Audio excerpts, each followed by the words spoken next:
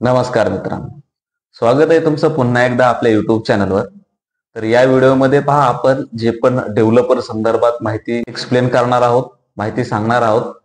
तर या व्हिडिओमध्ये आपण डेव्हलपर मध्ये जे पण जॉब शोधत आहात, म्हणजे Java developer, PL/SQL developer, Swift developer किंवा अॅनालिस्ट म्हणून जे पण इंजिनिअरिंग मध्ये जॉब शोधतायत, तर हा व्हिडिओ त्यांच्यासाठी आहे. तर याच्यामध्ये फ्रेशर आणि एक्सपिरियन्स तर दोन्ही कॅन्डिडेट साठी रिक्रुटमेंट असणार आहे पहा. आणि सर्वात महत्वाचं म्हणजे जी कंपनी आहे, तर ही प्रोडक्ट बेस्ड कंपनी आहे.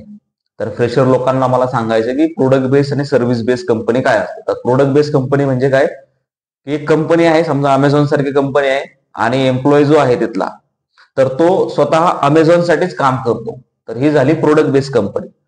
तर प्रोडक्ट बेस्ड कंपनी कुठले कुठले आहेत, जसं अमेझॉन आहे, ठीक आहे ना, बजाज आहे, किंवा डोमेस्टिक मध्ये विचार केला तर बजाज आहे किंवा HDFC आहे. तर या प्रोडक्ट बेस्ड कंपनी आहेत. स्विगी सारखे झाल्या.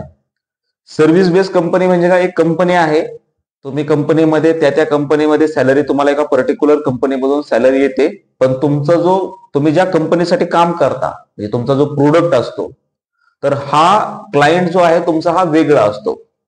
तुम्ही एक फक्त त्या सर्व्हिस देत आहे. जसं फॉर एन एक्झाम्पल TCS आहे, विप्रो आहे, इन्फोसिस आहे, ज्या पण आपल्या इंडियन MNC कंपनी आहेत, या सर्व्हिस बेस्ड कंपनी आहेत. कारण ह्या कंपनी स्वतःसाठी काम करत नाही. यांचे क्लायंट कुठले आहेत, एकतर UKचे आहेत, US आहेत, म्हणजे जे पण युरोपियन कंट्रीज आहेत, ठीक आहे, तर या त्यांच्यासाठी काम करतात. तर हा डिफरन्स आहे. प्रोडक्ट बेस्ड कंपनीमध्ये तुम्हाला खूप साऱ्या गोष्टी शिकायला मिळतात. ऑफकोर्स तुम्हाला वर्कलोड जास्त असतं त्या ठिकाणी, पण तुम्हाला खूप सारे लॉट ऑफ न्यू थिंग्स तुम्ही शिकता. तुमच्या करिअर ऑपॉर्च्युनिटीनुसार तुम्हाला सॅलरी इन्क्रीमेंटचे चान्सेस पण जे असतात हे खूप हाय असतात, ठीक आहे ना. तर हे होतं प्रोडक्ट बेस्ड कंपनी आणि सर्व्हिस बेस्ड कंपनी. तर रिक्रुटमेंट कोणाकोणासाठी आहे, फ्रेशर, ते ज्यांना ऍटलिस्ट 3 ते मग मॅक्झिमम 6-7 वर्ष एक्सपिरियन्स आहे, त्यांच्यासाठी आहे. जसं मी सांगितलंय जावा डेव्हलपर साठी आहे, तर जावा डेव्हलपर मध्ये त्यांनी काय सांगितलंय, 0 to 8 इयर एक्सपिरियन्स रिक्वायर्ड आहे. PL/SQL साठी, PL/SQL जे पण डेव्हलपर आहे, 0 to 3 इयर्स एक्सपिरियन्स रिक्वायर्ड आहे. थर्ड वन जे आहे ते आहे पहा, कॉटलिन किंवा स्विफ्ट डेव्हलपर जे आहे, याच्यासाठी त्यांना फक्त एक्सपिरियन्स कॅन्डिडेट पाहिजे, ज्यांना 3 ते 6 वर्ष एक्सपिरियन्स आहे त्यांच्यासाठी.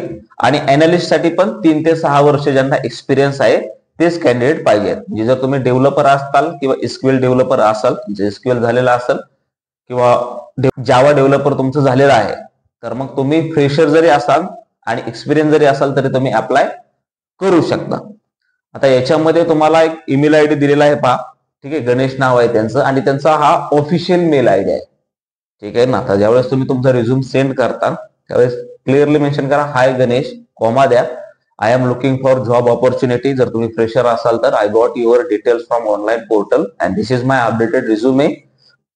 Please find my updated resume, please let me know next steps, असं म्हणा. आणि खाली तुमचा मोबाईल नंबर मेन्शन करा आणि अपडेटेड रिझ्यूम तुम्ही त्यांना सेंड करा. तर रिझ्यूम मध्ये ज्यावेळेस तुम्ही पहा, जे फ्रेशर लोक आहेत त्यांच्यासाठी मला सांगणं आहे की ऍड्रेस जो आहे तुमचा, परमनंट ऍड्रेस, तर हा खूप मोठा असा मेन्शन करू नका, पूर्ण तालुका, जिल्हा, पोस्ट कोड वगैरे, फक्त सिटी मेन्शन करा किंवा डिस्ट्रिक्ट मेन्शन करा, ठीक आहे. त्याच्यानंतर तुमचा जर ग्राफ, म्हणजे तुमचे 10वीचे मार्क्स, त्याच्यानंतर डिग्रीचे मार्क्स, तुम्हाला 10वीला कमी मार्क आहेत, 12वीला जास्त मार्क आहेत, डिग्रीला जास्त मार्क आहेत, तर ते मार्क मेन्शन करा.